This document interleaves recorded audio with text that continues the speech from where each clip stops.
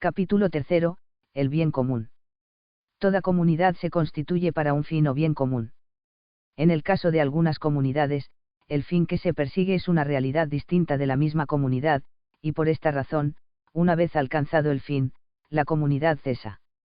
Esto ocurre cuando la comunidad es una comunidad de acción, que tiene como fin un objetivo delimitado, ocasional o externo. El objetivo es una actividad circunscrita temporalmente, o es un estado, situación o cualidad que inhiere en un sujeto que no es la misma comunidad. No es este el caso de la polis, pues la comunidad política no es una comunidad de acción, sino una comunidad de vida. Ser miembro de la polis consiste en compartir una forma de vida en común, un habitar en común, como acabamos de ver.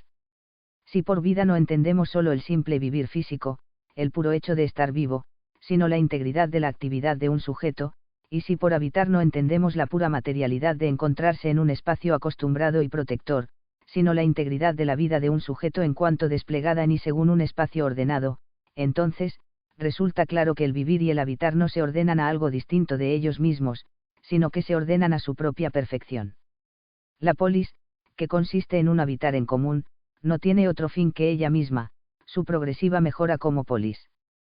La polis solo se ordena a la perfecta realización de lo que ella es, la forma de vida plenamente humana. El bien común político no es otra cosa que el bien o perfección de la polis, es decir, la bondad o calidad de la vida común en la polis, de la vida política. A este bien común puede aplicarse perfectamente la precisión que hace Santo Tomás con respecto al bien común en general. El bien común es común no por comunicación genérica o específica, sino por comunicación de finalidad, es decir, en cuanto fin común uno. El bien común no es común, no se participa de él, como es común aquello un factor, un rasgo, una característica que puede decirse igualmente de una pluralidad de individuos, tomados según su género o su especie. El bien es fin y, por tanto, solo puede ser común si lo es como fin. El bien común político, que es la calidad de la misma vida política, no es solo una característica que puede afirmarse objetivamente del modo de vivir de una pluralidad de individuos, sino que es también, y permanentemente, la meta de ese modo de vivir como modo de vivir en común. Vivir políticamente es compartir la realización de un mismo fin común, que no es otra cosa que el desarrollo y perfeccionamiento de esta forma de vida. La calidad de la vida política se mide por la riqueza de su contenido, por el número y calidad de los bienes que se comparten en ella, por las actividades que la componen, y se mide también por la facilidad con la que se participa en esos bienes, por el grado de su efectiva universalización. El bien común es un bien plural e inclusivo, es la integración y ordenación de una pluralidad de bienes. La polis es un todo internamente diverso, por tanto, su bien o perfección es, asimismo, un bien compuesto y articulado por una pluralidad de bienes. La sociabilidad humana implica que el hombre alcanza su actualización o perfección en sociedad. El bien humano es un bien común. Los mejores y más propios bienes del hombre son bienes comunes, bienes que solo se alcanzan y poseen en común, es decir, son bienes cuya realización consiste en el perfeccionamiento de las comunidades a las que el hombre pertenece. Cuanto más perfecto es un ser ontológica y moralmente, más capaz es de lo común, y más común es su propio bien. La polis es la forma perfecta y arquitectónica de sociedad humana, por lo que la perfección de la polis, el bien común político será el bien humano supremo, el más perfecto y abarcante. Esta idea se encuentra presente, de manera clara y sostenida, tanto en Aristóteles como en Santo Tomás. Para Aristóteles, el fin de la política, el bien sobre el que versa esta clase de saber y actividad, es el mismo bien humano, y el bien de la polis es el bien supremo entre los bienes propiamente humanos dos. Siguiendo a Aristóteles, Santo Tomás, que utiliza con profusión la idea de bien común 3, señala que la política es la máxima ciencia activa y directiva, que dirige a todas las demás, ya que la política tiene por objeto el último y perfecto bien del hombre. 4. El bien al que se ordena la polis es el principal entre los bienes humanos, pues es el bien de la comunidad principalísima, y el bien común es mejor y más divino que el bien de uno solo. 5. El bien de un hombre singular no tiene carácter de fin último, sino que está ordenado al bien común de la comunidad perfecta, que es más digno que el bien individual y que el bien de las comunidades inferiores, y al cual se ordenan los bienes particulares. Como las partes al todo. 6. En definitiva, para Santo Tomás, el bien humano perfecto solo se da en la modalidad del bien común, el fin último del hombre no es realizable en forma de bien individual. 7. El bien común y el bien particular se distinguen formalmente, como el todo y la parte, y tanto el bien del hombre como el de las comunidades menores, se ordenan al bien común de la polis como la parte al todo, lo imperfecto a lo perfecto. Este principio es repetido insistentemente por Santo Tomás, y de él extrae numerosas conclusiones éticas y políticas 8. También para Aristóteles, todas las comunidades son partes de la comunidad política, y el fin de aquellas, que es sólo parcial, se ordena al de la polis, que es global 9. De la pertenencia del hombre al todo social, y de la ordenación de su bien particular al bien común de la polis, Santo Tomás concluye, por ejemplo, la licitud de dar muerte al delincuente que pone en peligro la sociedad 10, y la obligación que tiene el ciudadano de exponer su vida para proteger al bien común 11. Santo Tomás llega a sostener que como todo el hombre, totus homo, se ordena, como a su fin, a la sociedad en su conjunto, totam communitatem, de la cual es parte, puede ser justo castigar al delincuente con la amputación de un miembro, pero esta acción precisa el aquinate solo puede ser lícita para el poder público, no para una persona privada, ni siquiera en el caso de que contase con el consentimiento del afectado, puesto que con ello se injuria a la sociedad, a la que pertenecen el hombre mismo y todas sus partes, cuius est ipse homo et omnes partes eius. El mismo argumento sirve a Santo Tomás para afirmar que el suicida comete una injusticia, no contra sí mismo, sino contra la sociedad. El hombre es parte de la sociedad y, por lo tanto, aquello que el hombre es pertenece a la sociedad, y Deus est communitatis. Al quitarse la vida, el suicida arrebata a la sociedad lo que es de esta 13. Tanto el acto de quitarse la vida como el de consentir la vulneración de la propia integridad física cuando no existe, claro está, una razón que lo justifique, como la conservación de la vida pueden constituir un acto contrario a la estricta justicia, en la medida en que el hombre es parte de la sociedad, y en la medida en que el bien particular de aquel se ordena al bien común de ésta. La virtud de la parte, dice Santo Tomás, debe considerarse en relación con la virtud del todo 14. Si el hombre es parte de la polis, la bondad o virtud del hombre estará definida por relación a la bondad de la polis, por relación al bien común. Efectivamente, el hombre bueno o virtuoso es aquel que está bien dispuesto hacia el bien común 15. La virtud es la cualidad operativa, es el modo de ser práctico que nos dispone correctamente respecto del bien común. La persona virtuosa se caracteriza porque sus deseos o apetitos son rectos, y el deseo de un bien particular es recto si está ordenado al bien común, es decir, si ese bien es deseado, efectiva y precisamente, en cuanto parte del bien común 16. Cuanto más perfecto es un ser, y cuanto más perfecto es el hombre moralmente, más tiende a lo común. La virtud, la perfección moral no consiste, estrictamente hablando, en procurar el bien ajeno por encima del bien propio. La virtud lleva al que la posee a desear el mejor bien que puede serle propio. Amar un bien es ser capaz de captarlo verdadera y operativamente como propio, como fuente de la propia perfección o, en última instancia, como la misma perfección propia. El virtuoso ama más y mejor porque procura para sí, porque tiene, efectivamente, como propio el mejor bien posible, y esto significa que se ama a sí mismo más y mejor 17. El progreso moral no consiste en pasar de amarse a uno mismo a amar exclusivamente a los demás, ni siquiera consiste, en rigor, en amar a otros más que a uno mismo. Consiste en perfeccionar la manera de amarse a uno mismo, dejar de amarse en cuanto puro individuo, y de apetecer, por tanto, un bien meramente individual de ser capaz de captar como propio solo este tipo de bienes, y pasar a amarse en cuanto parte o miembro de una comunidad, y apetecer así ser capaz de tener como verdaderamente propio el bien común de esta 18. Como señala Santo Tomás, el amor a uno mismo es el modelo o forma del amor a otros 19. Amamos a los demás con el amor a uno mismo, porque amar a otro consiste en hacer que deje de ser un otro, un no yo, incluyéndolo en ese, uno mismo, que el amor tiene formalmente como objeto. El amor a los demás es un amor a sí mismo en el que, por decirlo así, la reflexividad se ha hecho expansiva, el sí mismo se ha convertido en un nosotros. La caridad, dice Santo Tomás, antepone lo común a lo propio, es decir, a lo particular, porque lo común también es lo propio de quienes lo comparten, y el bien común es lo más amable, pues el bien del todo es, para la parte, más amable que su mismo bien particular 20. La caridad, la virtud no consiste en anteponer el bien ajeno al bien propio, sino en amar principalmente el bien común, que es el mejor bien, el más amable de suyo, de quien es parte de un todo, y amar principalmente este bien supone amarse a sí mismo como parte de ese todo. La virtud dispone correctamente al sujeto con respecto al bien común, y por esto, no hay ninguna virtud cuyos actos no sean mediata o inmediatamente ordenables al bien común. 21. Cuanto mayor y más inmediata sea esta ordenación, es decir, cuanto más directa y específicamente versen sobre el bien común los actos de una virtud, más elevada y perfecta será ésta. Por esta razón, la justicia general o legal es la virtud suprema entre las virtudes morales, y es la virtud propia del ciudadano, y la prudencia política o gubernativa es la forma más perfecta de prudencia, y es la virtud propia del gobernante político. Los que componen una comunidad, repite Santo Tomás, se relacionan con esta como las partes con respecto al todo.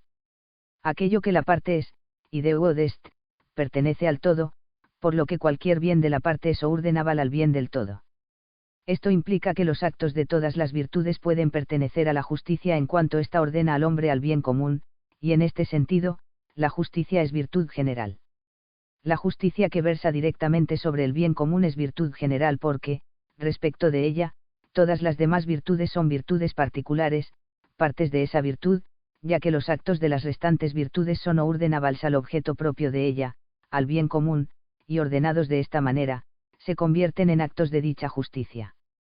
Esta justicia se llama también, legal, porque la ley ordena al hombre al bien común. Que la justicia general o legal ordena las demás virtudes al bien común significa que, por ella, los actos de todas las otras virtudes quedan ordenados a un fin que es superior al fin propio de cada una de estas. Por esta razón, la justicia general es virtud, y es virtud más perfecta que las demás. Efectivamente, la justicia legal, concluye Santo Tomás, es la más preclara entre las virtudes morales, pues el bien común es preeminente con respecto al bien particular de cada persona singular. 22. El acto propio de la justicia es dar a cada uno lo suyo.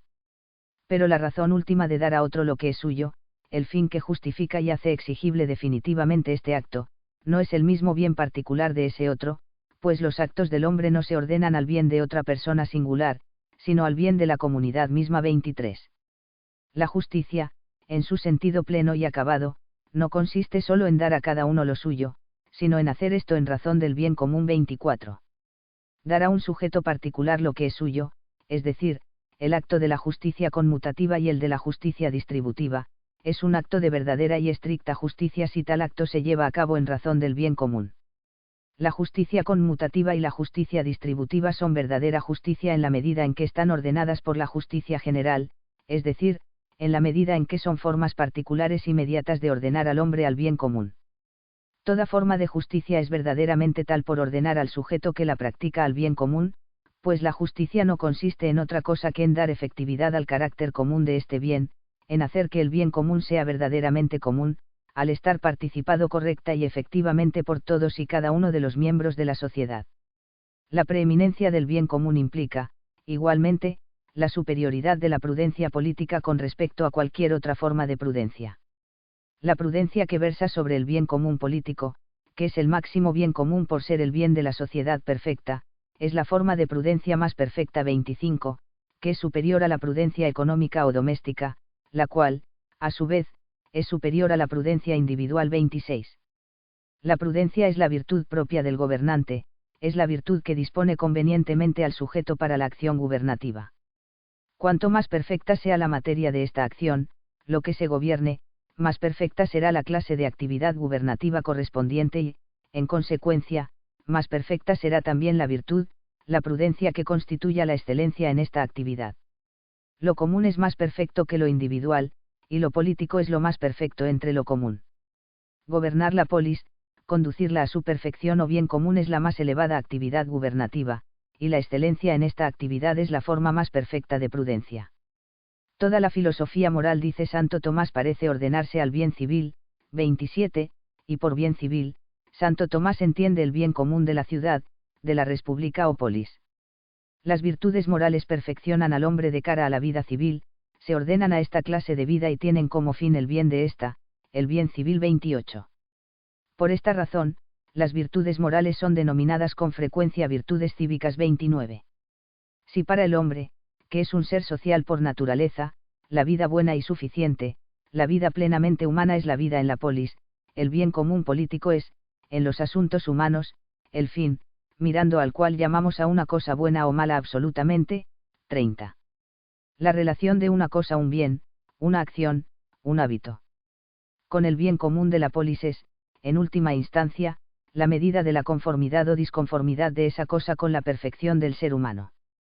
Ciertamente, el bien común tiene primacía sobre el bien particular si ambos bienes son del mismo género. 31. Pero la consecuencia de esta condición no es exactamente la que a veces se extrae de ella, que el bien común quedaría subordinado, como a su fin, a un bien particular que fuera de un género superior. Hemos de tener en cuenta que cuando la relación entre el bien común y el bien particular es considerada desde el punto de vista de la filosofía política, lo que principalmente importa de estos bienes no es la categoría y la naturaleza que cada uno tenga en sí mismo considerado, sino su ejercicio efectivo, el modo concreto de practicarlo en el seno de la polis, de la vida política.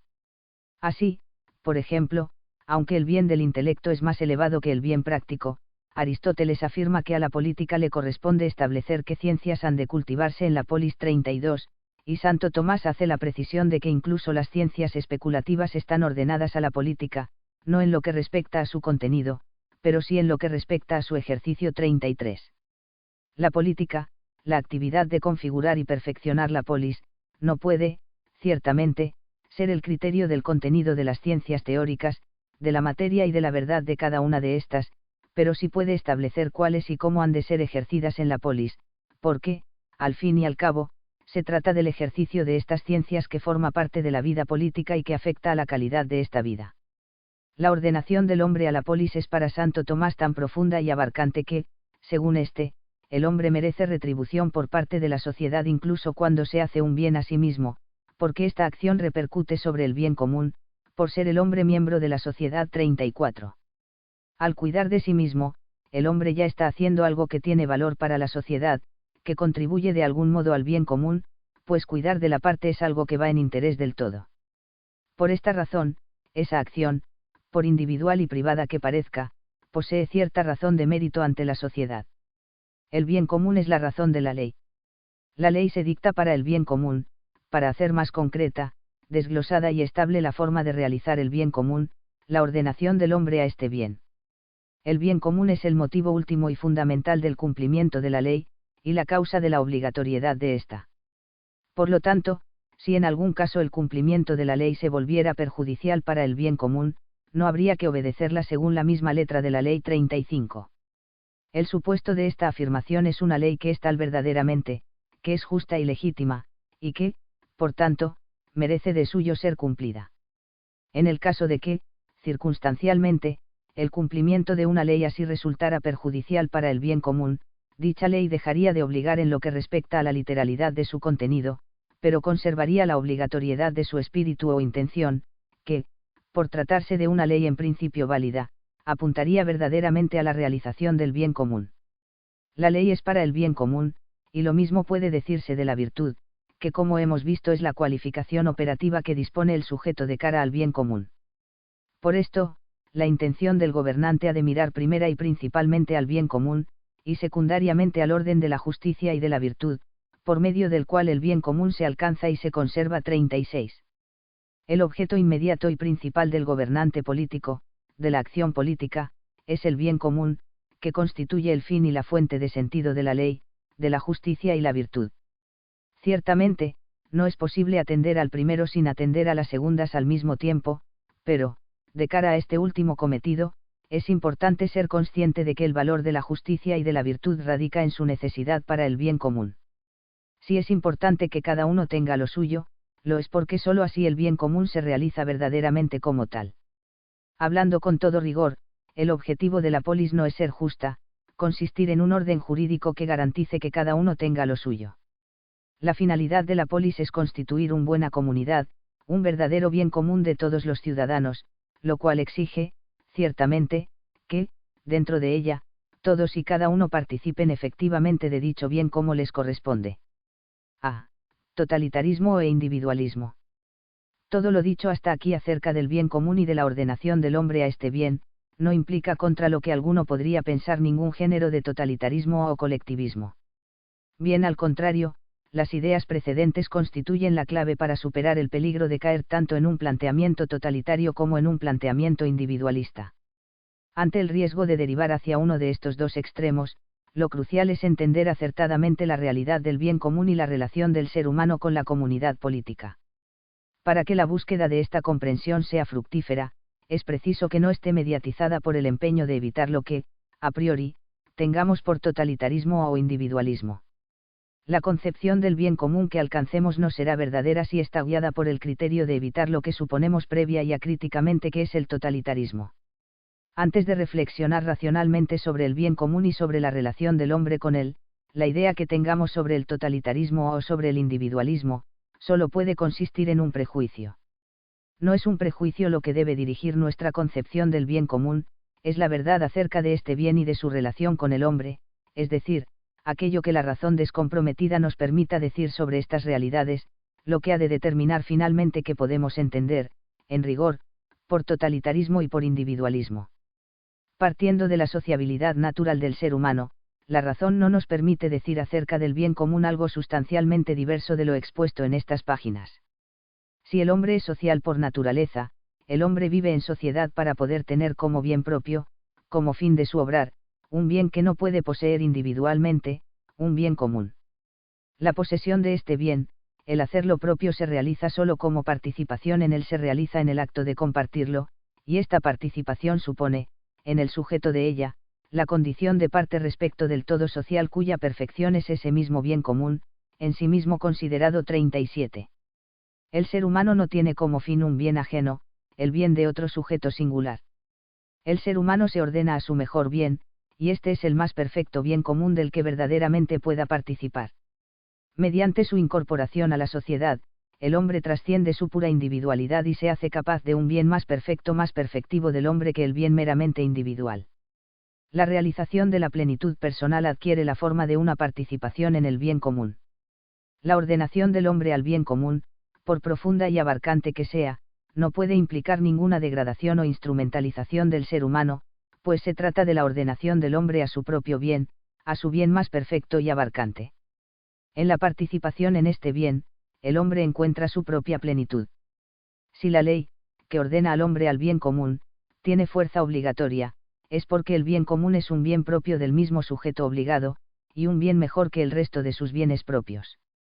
La ley nos obliga en cuanto que nos dirige a nuestro mejor bien, que es el bien que nos corresponde, no como individuos, sino como miembros o partes de la sociedad.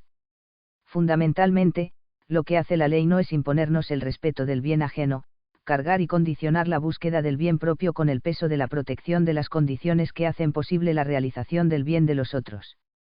Lo que hace la ley es subordinar la búsqueda de una clase de bienes propios, de los bienes particulares de cada miembro de la sociedad, a la realización de otro y mejor bien propio, el bien común de todos ellos.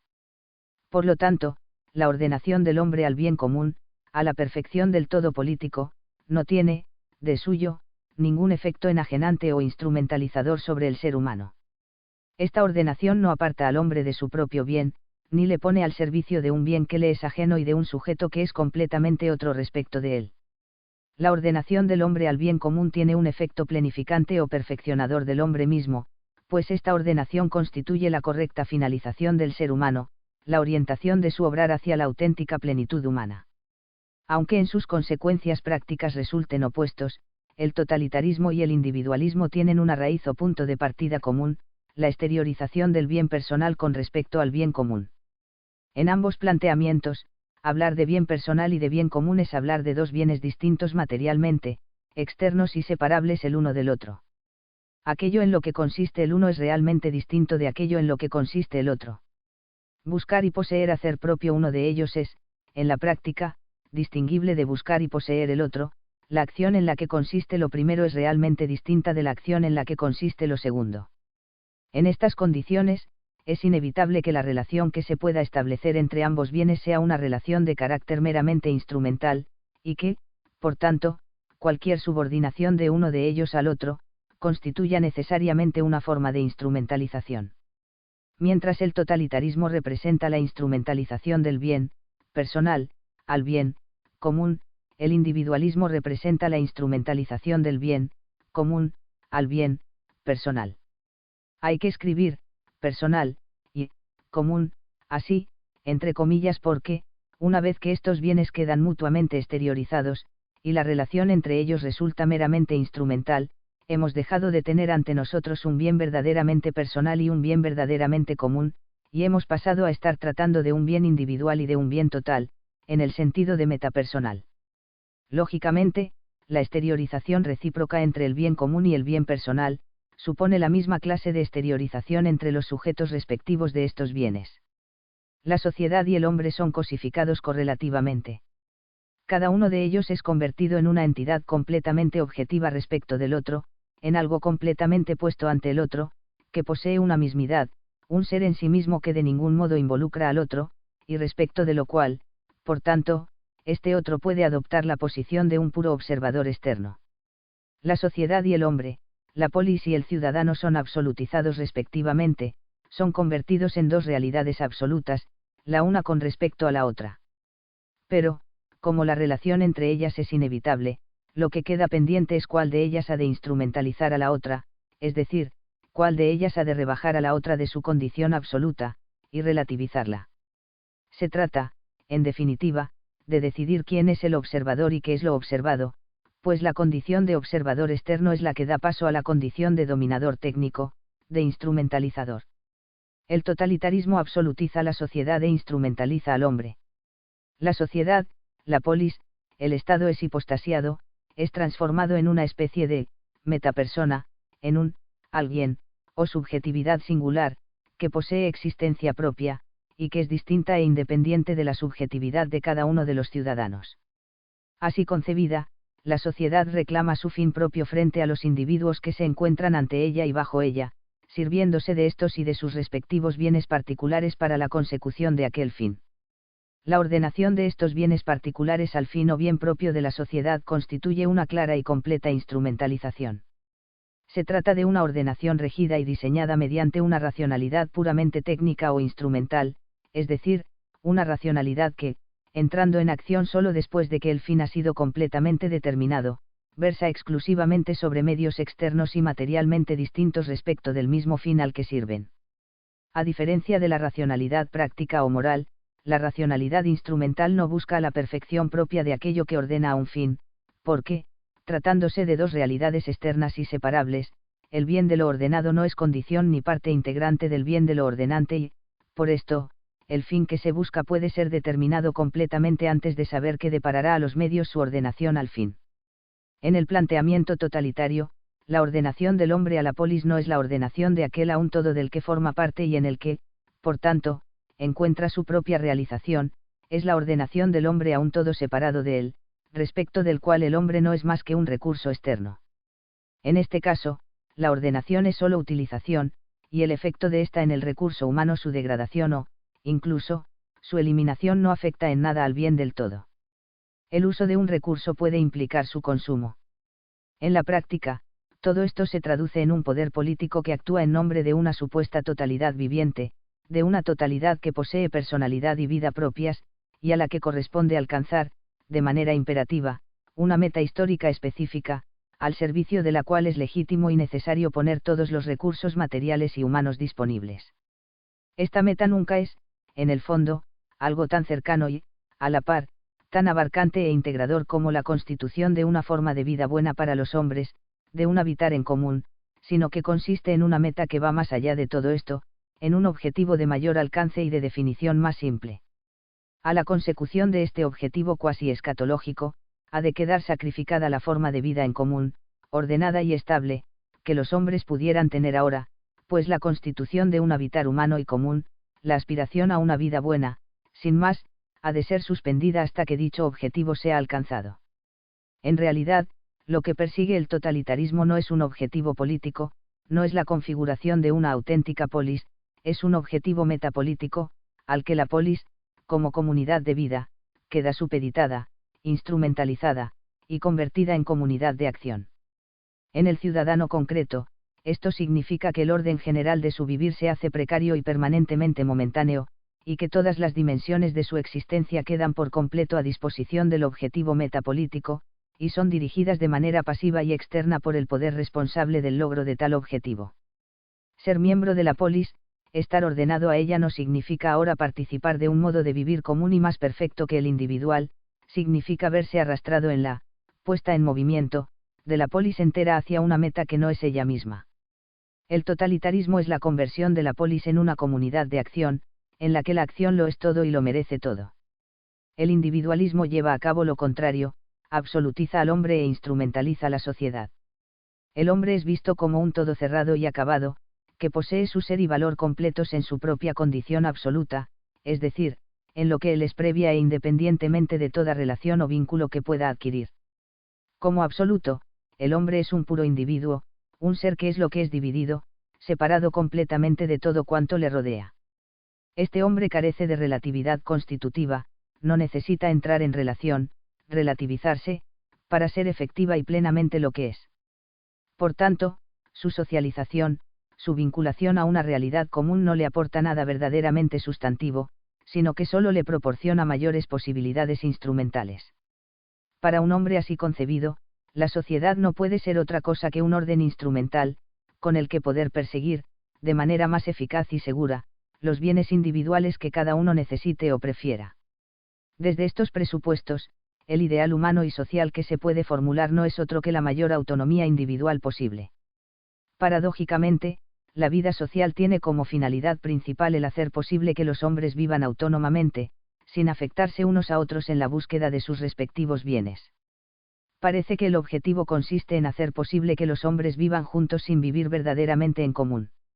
La polis ya no es concebible como la constitución de una forma más perfecta de vida en común, sino solo como un sistema, como una red de relaciones instrumentales, que permite la compaginación de una pluralidad de vidas individuales. En el individualismo, la polis deja de ser una comunidad de vida, y se convierte en un recurso exterior, en un entorno artificial a disposición de una pluralidad de vidas individuales. Dentro de este entorno, es posible, ciertamente, la cooperación mutua en la búsqueda del bien de cada uno.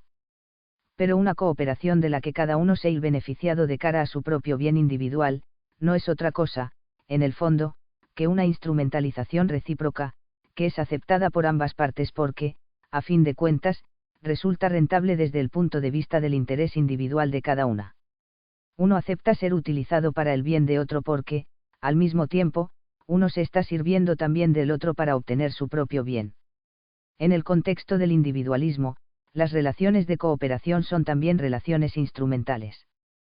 Para que la cooperación sea algo más que una recíproca instrumentalización, es preciso que el objeto de ella no sea el bien individual de cada uno de los que entran en esa relación, sino un bien común a todos ellos, que solo es posible gracias a esa cooperación. Para que cada uno no esté, sin más, instrumentalizando al otro, es necesario que el bien que obtenga aquel mediante el recurso a éste, no sea un bien completamente ajeno a éste.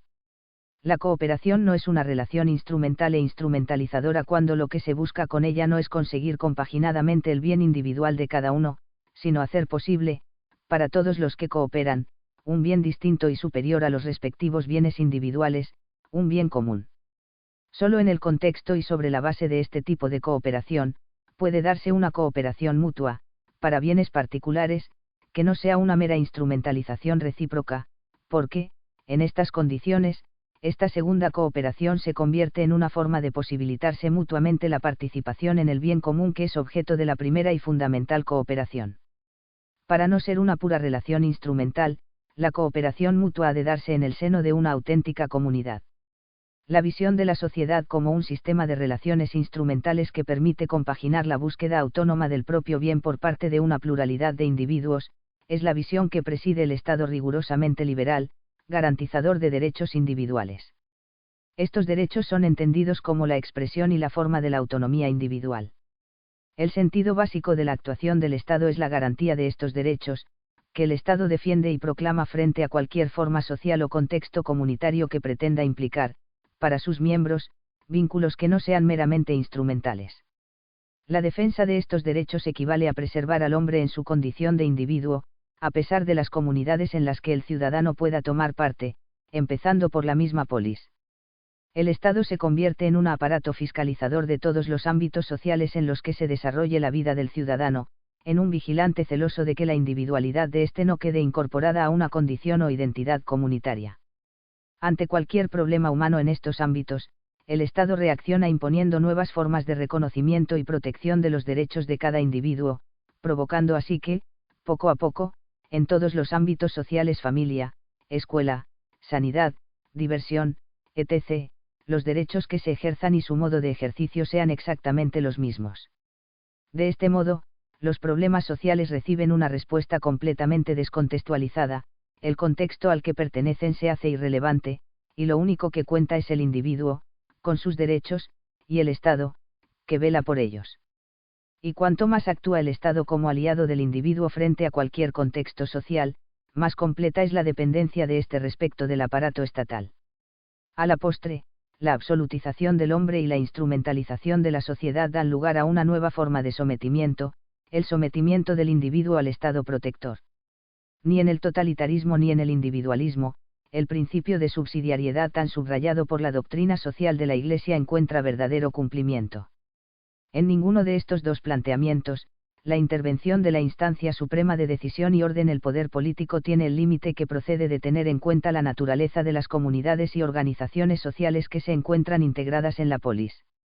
El totalitarismo cae en un exceso de intervencionismo y de dirigismo colectivo, encuadrando todas las dimensiones de la vida social en organizaciones de servicio inmediato al todo político, como todo separado e hipostasiado.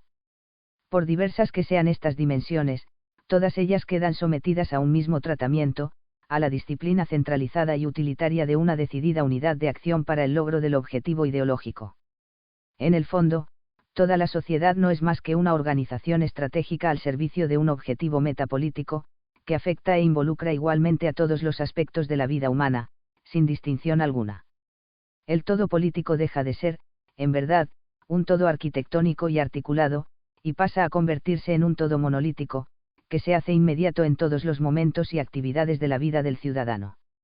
No es a través de formas sociales menores de su naturaleza, autonomía y vitalidad propias como el hombre se ordena y contribuye al bien del todo político, sino instrumentalizando estas formas y convirtiéndolas en meros recursos, ocasionalmente diversos, de su servicio único, inmediato e indiferenciado al todo político.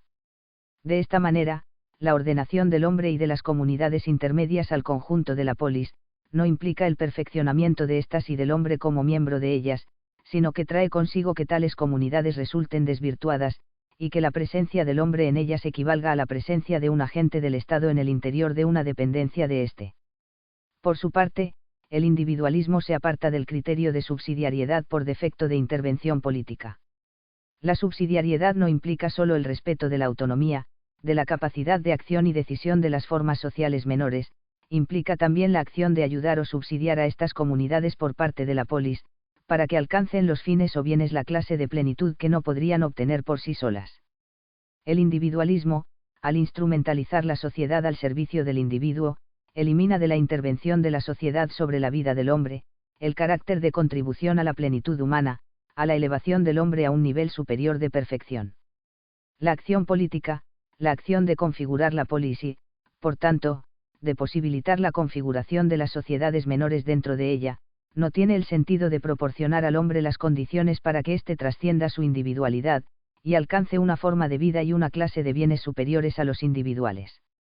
Al contrario, el sentido de la acción política es preservar, para el hombre, la posibilidad de una vida completamente individual, y la intervención política se da solo en la medida en que lo requiere este objetivo. La autonomía que se tiene en cuenta es solo la del individuo, que es defendida a expensas de la autonomía y naturaleza propias de las comunidades en las que aquel se encuentra integrado. También en este caso, las sociedades intermedias son instrumentalizadas y, por tanto, desvirtuadas, con la diferencia de que ahora el destinatario de esta instrumentalización es el individuo, y el Estado, el garante de ella. En el fondo, en ninguno de estos dos planteamientos se encuentra presente la idea de la polis como un todo arquitectónico, compuesto por una pluralidad de partes diversas, que no pierden ni su existencia ni su consistencia al hacer real el todo, sino que dan realidad concreta a este a través de la presencia y naturaleza propia de cada una de ellas. Y, por tanto, tampoco se halla presente la idea de la acción política como acción integradora, que al procurar la mejor configuración posible de la polis el bien común, está procurando también, indisociablemente, el perfeccionamiento de lo integrado políticamente. B. El carácter de persona y la participación en lo común. Dentro de la corriente de pensamiento denominada personalismo, se ha criticado con frecuencia la ordenación del hombre al bien común político, por apreciar en esta ordenación la presencia inevitable de una deriva totalitaria. En buena medida, el personalismo ha querido representar la posibilidad de una crítica de esa ordenación, que no implique, sin embargo, caer en el individualismo. A la luz de las reflexiones anteriores, podemos afirmar que ni esta posibilidad es real, ni aquella apreciación está fundada. Para el personalismo en general, el hombre, por ser persona, no está ordenado a la sociedad, sino que la trasciende. Con frecuencia, el fundamento último que se ha dado a esta tesis ha sido un fundamento ontológico. El hombre es sustancia, mientras que la sociedad es accidente, es relación. La persona es superior a la sociedad como el todo sustancial es superior al todo de orden. Pero, en verdad, de esto no se desprende que el hombre trascienda a la sociedad. Tomar una comparación de estatutos ontológicos de categorías metafísicas como premisa desde la que responder a la cuestión de la relación entre el hombre y la sociedad, es una estrategia completamente equivocada, pues esta cuestión no pertenece al ámbito de la ontología del modo de ser propio de cada ente, o sino al ámbito de lo práctico, de lo moral, del modo de obrar propio del ser humano 38. Podría decirse también que, desde esa comparación de categorías, no es posible responder a la cuestión que nos ocupa porque esta cuestión se sitúa por entero dentro del campo de otra categoría, la operación, que es, a su vez, un accidente. Cuando consideramos la relación entre el hombre y la sociedad, todo aquello de lo que estamos hablando es igualmente accidente. Estamos hablando, principalmente, de operaciones, de acciones, individuales y comunes. En este contexto, no nos estamos refiriendo al hombre en cuanto sustancia o ser subsistente, sino en cuanto sujeto de acciones, es decir, en cuanto ser que persigue fines o bienes a paravals. La relación entre el hombre y la sociedad es una cuestión que surge cuando lo que intentamos saber no es qué modo de ser tiene ya el hombre como puro ente, por el hecho de ser, sino qué modo de ser puede llegar a tener. Se trata, pues, de un modo de ser que no le viene dado inmediatamente por su sola condición de sustancia, por perfecta que ésta sea como estatuto ontológico. Se trata, obviamente, de un modo de ser práctico o moral, de una perfección operativa que el hombre puede alcanzar mediante su obrar. Es este obrar lo que debe estar ordenado a la sociedad para que el modo de ser práctico que el hombre alcanza a través de él, sea verdaderamente la perfección operativa que al hombre le corresponde alcanzar. La ordenación del hombre a la sociedad ni se confirma ni se desmiente desde la sola consideración del hombre como ser subsistente y de la sociedad como ser accidental. No es ni lo uno ni lo otro lo que está en juego en la dirección que se haya de dar a la relación entre el hombre y la sociedad. Lo que está en juego es la perfección que solo su propio obrar puede dar al hombre, y esta perfección, a diferencia de su perfección ontológica, de su condición de sustancia, sí establece que el hombre se ordene operativamente a la sociedad. En definitiva, el hombre se ordena a la sociedad porque el hombre, como sustancia, se ordena a su perfección operativa o moral. La sustancia, dice Aristóteles, es para su operación. El hombre se ordena a la sociedad porque se ordena a su operación propia, y el obrar propia y perfectamente humano es un obrar que consiste en participar en una actividad común, realizadora de un bien común 39. Decir que el hombre es persona no es añadir algo que modifique esto. Ser persona es ser subsistente en la naturaleza más perfecta, es decir, en la naturaleza racional. Pero el subsistente de naturaleza racional actúa según la naturaleza en la que subsiste, que es su principio de operaciones, y el obrar que caracteriza y actualiza esta naturaleza es un obrar social. Ser persona viene a significar ser una sustancia individual que, en virtud de la naturaleza en la que subsiste, se ordena a una clase de operación, a una perfección operativa tal, que no es alcanzable individualmente. La perfección de la naturaleza de la que el hombre es substancia individual y, por lo tanto, persona, no le desliga a este de la sociedad, sino que, por el contrario, lo convierte en plena y perfectamente social. Por la perfección de su naturaleza, el hombre es capaz de bienes comunes y está destinado a este tipo de bienes. Los bienes de la persona son bienes comunes, es decir, el bien personal, la perfección del hombre en cuanto persona, solo se realiza como participación en un bien comunicable. En realidad, lo que el hombre trasciende en cuanto persona, no es la sociedad, sino la individualidad, y trasciende ésta mediante aquella, incorporándose y ordenándose a lo común. No es la sociedad el ámbito donde el hombre es solo individuo, y lo que, en cuanto persona, el hombre trasciende, superando así su individualidad. Bien al contrario, la sociedad es el ámbito al que el hombre, por ser persona, puede y está llamado a incorporarse, trascendiendo su condición individual tanto más perfectamente cuanto más perfecta sea esa incorporación, es decir, la participación del hombre en el bien común. Trascender es siempre pasar de lo incomunicable a lo comunicable, del aislamiento a la comunicación. Todo trascender se lleva a cabo como incorporación a una comunidad. El hombre no puede trascender la sociedad, puede trascender una sociedad, incorporándose a otra más perfecta, a una comunicación mayor. No hay trascendimiento de una comunidad que se lleve a cabo, por parte del sujeto, como pura desvinculación, y no como adquisición de nuevos y más perfectos vínculos.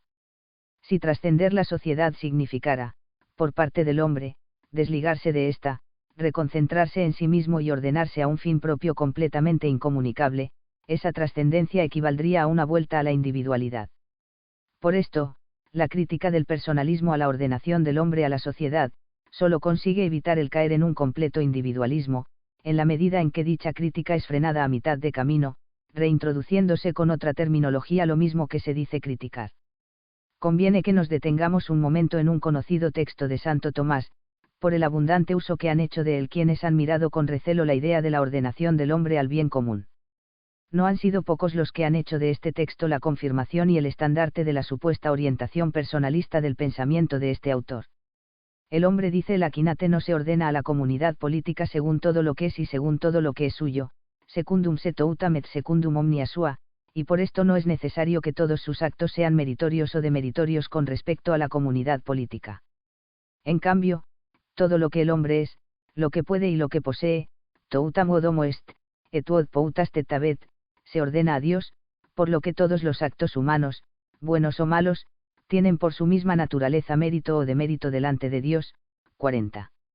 Lo primero en lo que hay que reparar es el contexto al que pertenecen estas líneas. Este contexto es la cuestión acerca del mérito de los actos humanos. Santo Tomás se pregunta si el acto humano, en cuanto bueno o malo, tiene también razón de mérito o demérito. A esto responde afirmando que el mérito o demérito se define por relación a la recompensa que se da por razón de justicia, es decir, por relación a la retribución que se otorga a alguien cuando hace algo en provecho o daño de otro. Por tanto, un acto es meritorio o demeritorio por estar ordenado a otro sujeto, ya sea una persona o la comunidad. En este contexto, se pregunta, más concretamente, si el acto humano, en cuanto bueno o malo, tiene mérito o demérito ante Dios. A la respuesta afirmativa a esta pregunta, Santo Tomás presenta una posible objeción: ciertamente, el acto humano tiene mérito o demérito por ordenarse a otro, pero no todos los actos humanos se ordenan a Dios, luego no todos los actos humanos son meritorios o demeritorios delante de Dios. Es a esta objeción a lo que está respondiendo con el texto citado 41. En definitiva, lo que Santo Tomás está sosteniendo aquí es que, si bien puede haber actos humanos que no sean ni meritorios ni demeritorios ante la polis, no puede haberlos ante Dios. Esto es todo a lo que alcanza la limitación señalada para la ordenación del hombre a la comunidad política, en contraste con la ilimitada ordenación del hombre a Dios. Dicho en otros términos, la conclusión que Santo Tomás extrae de lo que en este argumento actúa como premisa, carece prácticamente de relevancia política, lo cual supone que lo que sirve de premisa, lo que se dice de la ordenación del hombre a la comunidad política, no corresponde a lo que puede decirse de esta ordenación desde un punto de vista verdaderamente político. Poco puede afectar a la polis, a su fin y a su actuación con respecto a los ciudadanos, el hecho de que pueda haber acciones de estos que sean indiferentes ni meritorias ni demeritorias por lo que a la polis se refiere, es decir, acciones que no interesen a la polis ni sean de su incumbencia. Prueba de esto es que, cuando de lo que se trata es de alcanzar conclusiones acerca de lo que realmente afecta y corresponde hacer a la polis, la premisa a la que recurre Santo Tomás es, indefectiblemente, la ordenación del hombre a la polis, como la parte al todo, como lo imperfecto a lo perfecto, de lo cual hemos dado aquí muestra suficiente. ¿Qué acciones pueden ser indiferentes ante la polis y, por tanto, expresión del límite de la ordenación del hombre a esta? Es una cuestión que Santo Tomás no responde, pero a la luz de lo que afirma en otros lugares, solo puede pensarse que el campo de esas acciones es considerablemente estrecho, si es que no se reduce al de los actos puramente internos. Téngase en cuenta que es en este mismo contexto en concreto, en el artículo anterior al del texto citado, en el que se plantea si el acto humano, en cuanto bueno o malo, tiene razón de mérito o demérito, donde Santo Tomás afirma algo que ya ha sido mencionado, que incluso cuando el hombre se hace un bien a sí mismo, merece retribución por parte de la sociedad, porque su acción repercute sobre el bien común, en cuanto que él es miembro de la comunidad política 42. Además, es preciso reparar en que el texto que nos ocupa es probablemente el único texto de Santo Tomás en el que parece ponerse en cuestión o rebajarse la ordenación del hombre a la sociedad.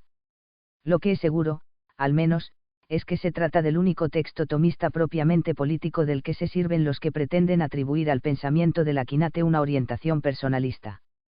Frente a este texto singular, encontramos en la obra de Santo Tomás una cantidad ingente de textos cuyo sentido es clara y explícitamente el contrario, como ya ha sido señalado. Algunos de estos contienen, incluso, expresiones que parecen frontalmente opuestas a lo que se dice en el texto en cuestión.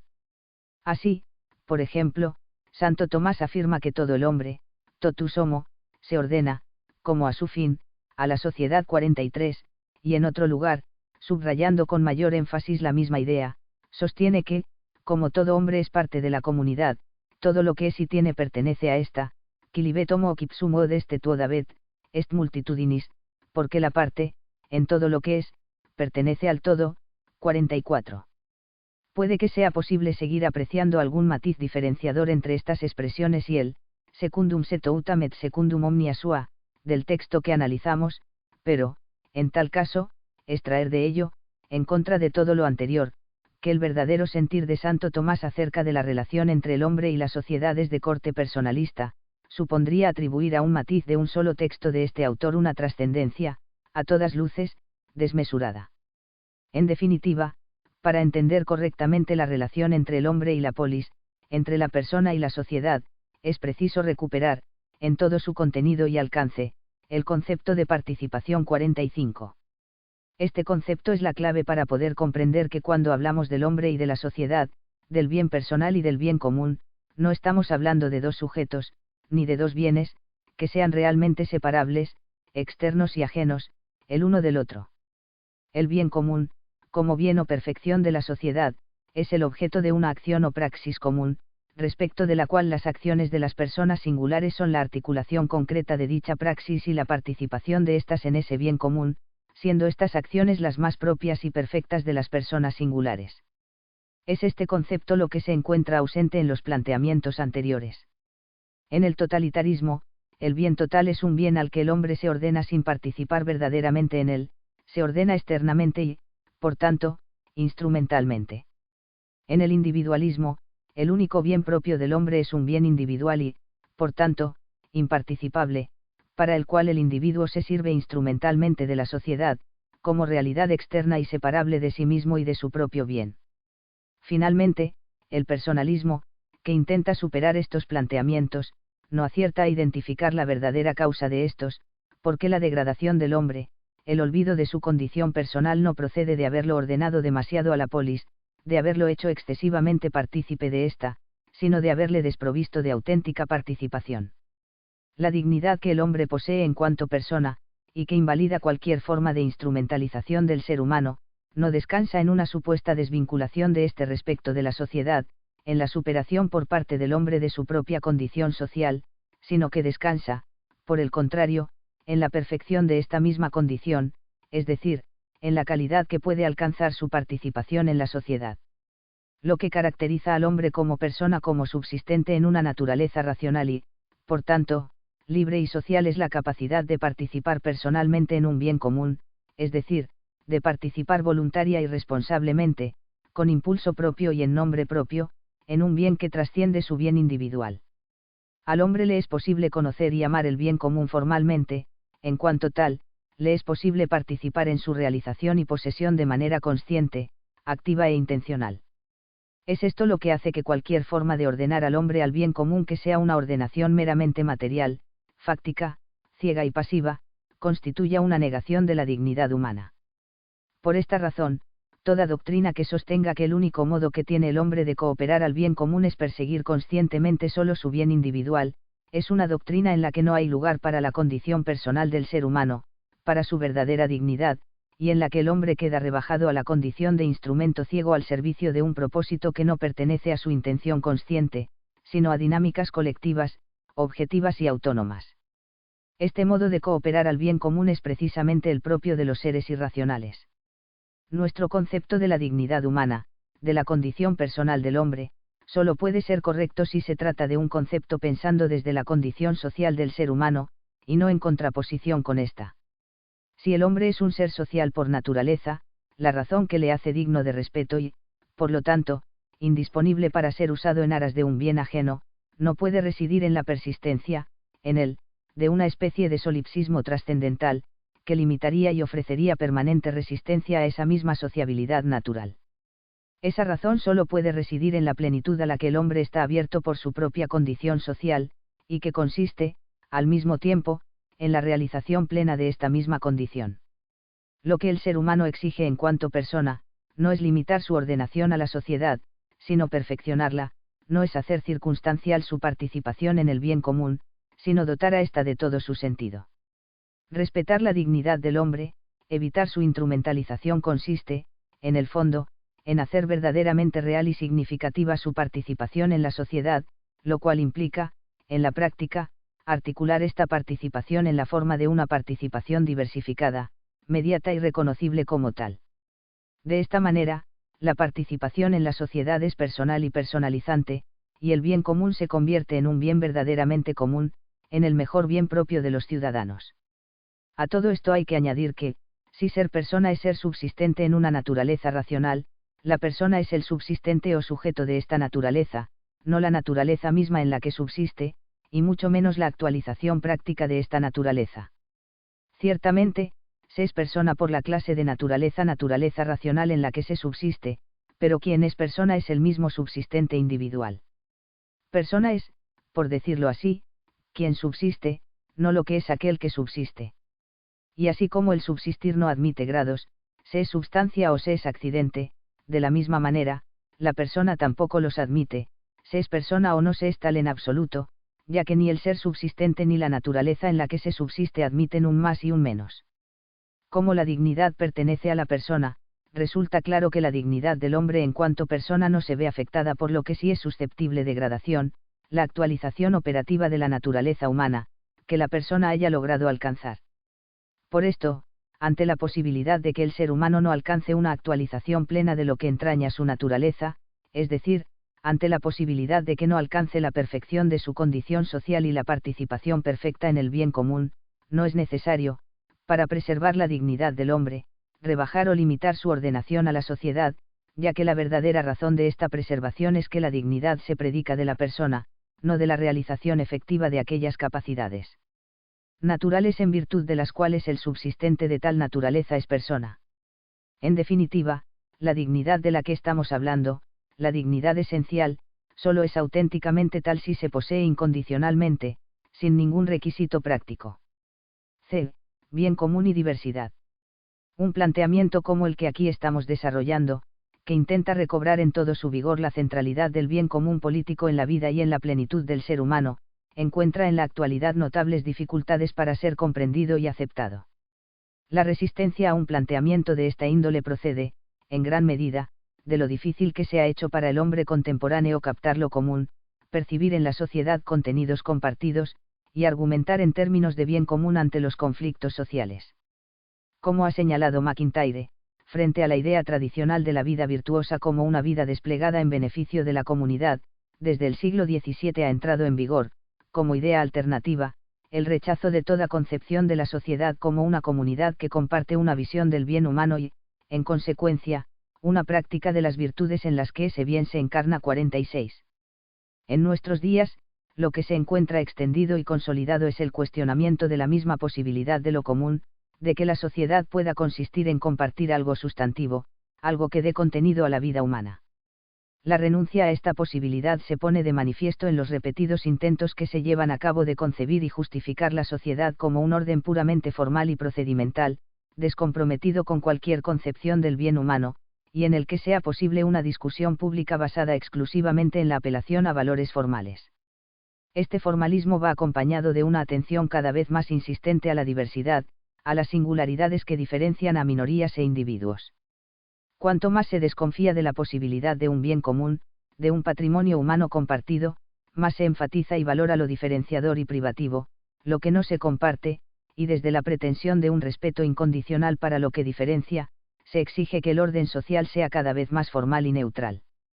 Se piensa y se habla de la vida política como si ésta no tuviera más objetivo que el compatibilizar las diferencias que cada ciudadano o grupo de ciudadanos presenta, y, en consecuencia, el ideal de tolerancia es erigido en valor supremo, y casi único, de la convivencia. Parece existir una aceptación conformista de la imposibilidad de que la sociedad constituya la propuesta y promoción de una forma común de vida buena, de la incapacidad por parte del hombre de trascender su interés individual en razón de un bien común, de la imposibilidad de que la armonía social sea algo más que el resultado mecánico de la libre concurrencia de egoísmos más o menos racionalizados. En realidad, es este planteamiento el que resulta imposible de sostener con rigor, no solo porque sus pretensiones son irrealizables, no es posible un orden humano que sea pura y exclusivamente procedimental, sino también porque no responde coherentemente a lo que, en realidad y en la práctica, hacemos políticamente, mediante a nuestras decisiones y acciones políticas. 47. Ciertamente, la polis no es una comunidad que comparte una idea del bien humano, si por tal idea se entiende una idea exhaustiva y absoluta de dicho bien. No existe ninguna comunidad humana que pueda compartir semejante idea. La polis es la comunidad que comparte una idea del bien político, del bien humano que corresponde a la comunidad política realizar, y esta idea ha de ser, en cada momento, la mejor idea posible de dicho bien, un bien que es, de suyo, el bien más perfecto, la actualización más acabada que el hombre puede obtener comunitariamente. Dicho de otro modo, la polis es la comunidad que comparte una idea de que es una buena polis, y sobre esta idea, sobre su determinación, su revisión o su defensa, versan necesariamente nuestras decisiones políticas. Si en alguna ocasión las diferencias particulares pueden adquirir realce, incluso, resultar conflictivas, es a causa, precisamente, de lo común, solo sobre el fondo de lo común, las diferencias pueden aparecer como tales, y solo en la medida en que tengamos entre manos la realización de algo común, una actividad o una forma de vida, las diferencias pueden representar un problema. Desde el punto de vista de la política, el problema de las diferencias es solo el problema político de las diferencias, el problema que, de cara a la configuración de la polis como realidad común, presentan las diferencias existentes entre los mismos ciudadanos de esta. Por tanto, solo desde la polis, como realidad y proyecto de un bien común, es posible captar y valorar el problema político que las diferencias puedan representar, y, de la misma manera, solo por relación a la polis, es decir, a la mejor idea de polis que podamos compartir, es posible tratar racionalmente dicho problema. Lo que decidamos hacer con las diferencias, respetarlas, aminorarlas, o no tenerlas en cuenta, solo será racionalmente justificable y, por lo tanto, moralmente exigible, en la medida en que venga determinado por la apelación a un bien común y a una condición común, una misma ciudadanía de los mismos sujetos que presentan esas diferencias. Por el contrario, consagrar absolutamente las diferencias, por el mero hecho de que éstas existan, y buscar solo un orden meramente formal, que sea pura compaginación de las mismas, es un proyecto que nunca puede alcanzar verdadera justificación, ya que, para obtener un criterio objetivo con el que guiar esa compaginación, necesitamos contar con algo distinto y superior a las mismas diferencias que han de ser compaginadas. Ninguna comunidad comparte un procedimiento o un conjunto de procedimientos, sin compartir nada más que puros procedimientos. Sin referencia a un bien común, a un contenido valorado y poseído en común, no es posible concebir un procedimiento, ni justificar la obligación de atenerse a un procedimiento. La finalidad de cualquier orden procedimental es que nuestras acciones particulares, por diversas y divergentes que puedan ser, se lleven a cabo de tal manera conforme al procedimiento que en todas ellas esté siendo realizado, preservado un bien común. Atenerse al procedimiento significa dotar a la acción particular de una intención implícita, que mediatiza la intención explícita de la misma acción. Esa intención implícita tiene por objeto un bien común, que ha de ser el objetivo común de todas las acciones particulares, por diversas que éstas sean en su particularidad. La justificación de la acción nunca es puramente procedimental, porque el procedimiento, a su vez, viene justificado en cuanto a su diseño y en cuanto a su fuerza vinculante por el bien común. El procedimiento no es más que la mediación de la justificación que el bien común otorga a la acción particular. En el fondo, la idea del bien común, el recurso a la posibilidad de éste sigue operando en nuestras mentes cuando tomamos decisiones políticas que pretendemos justificadas.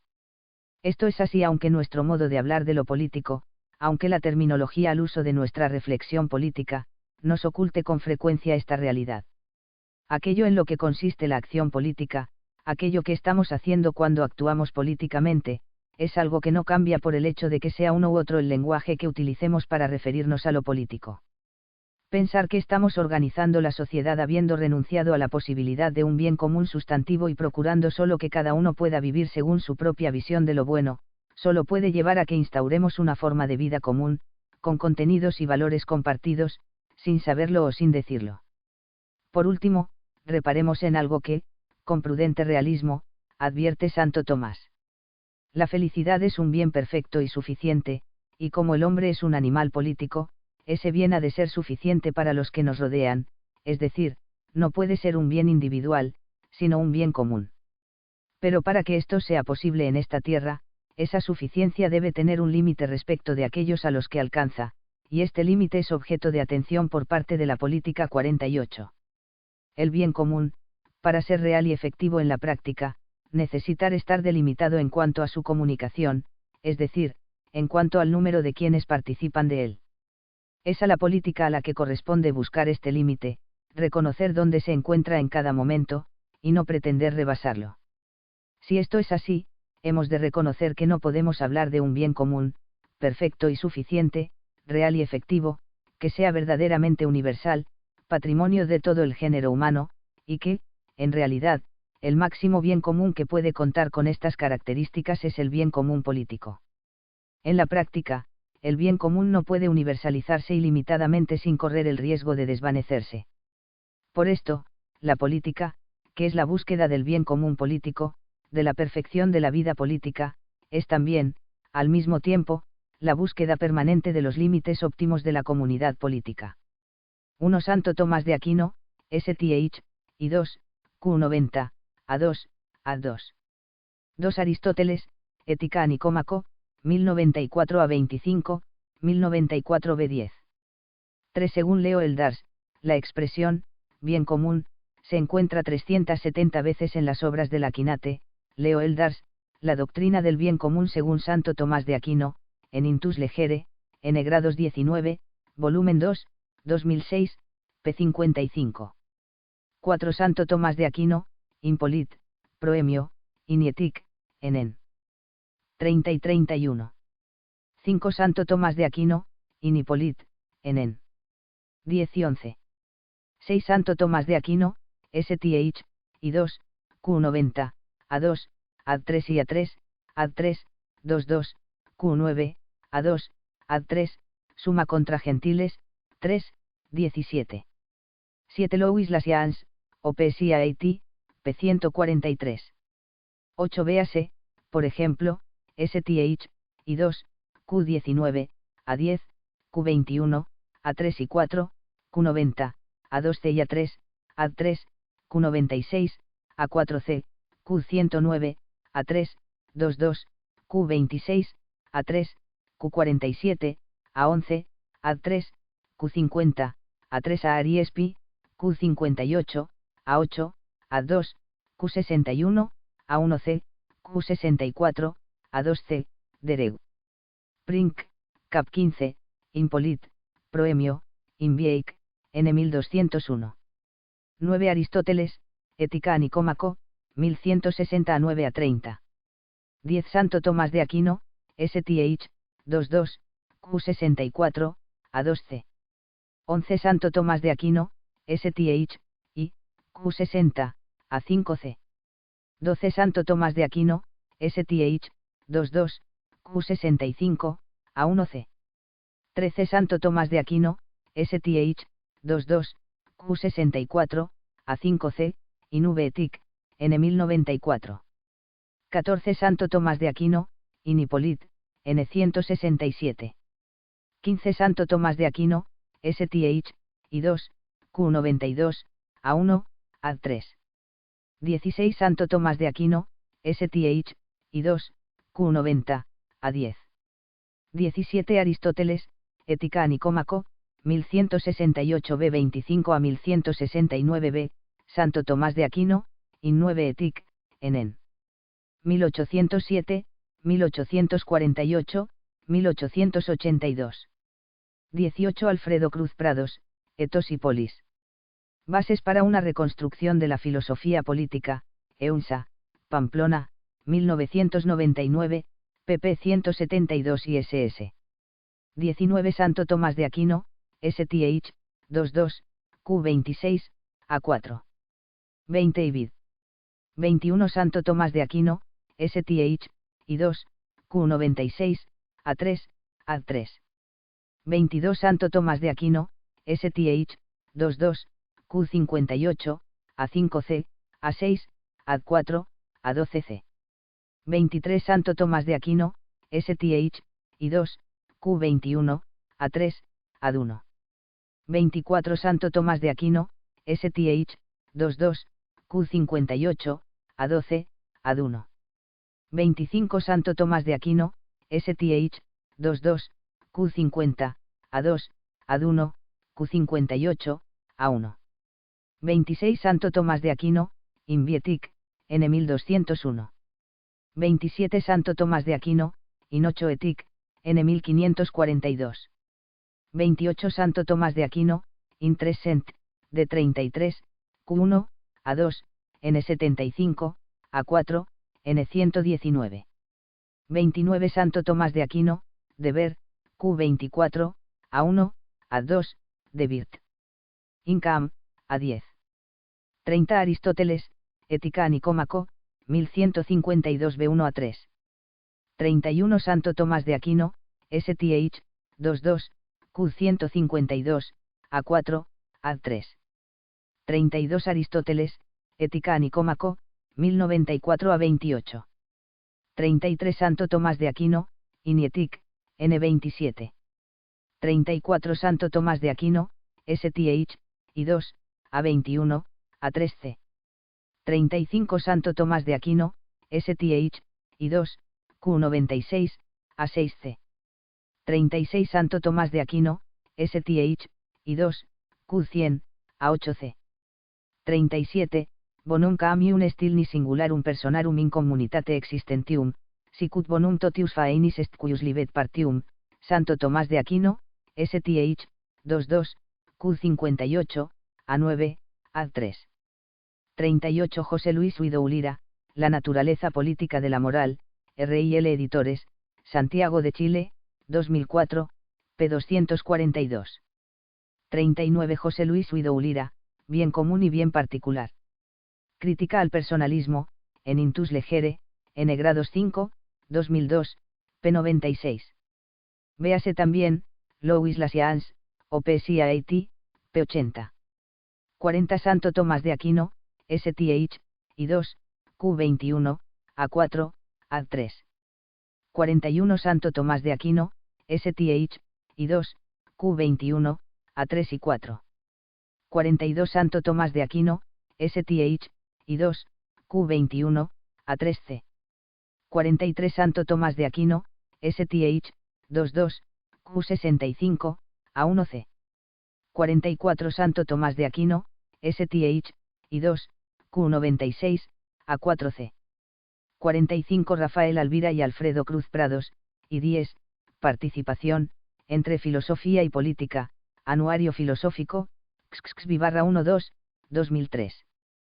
46 Alasdair MacIntyre, Tras la virtud, Crítica, Barcelona, 2001, pp 281 a 282.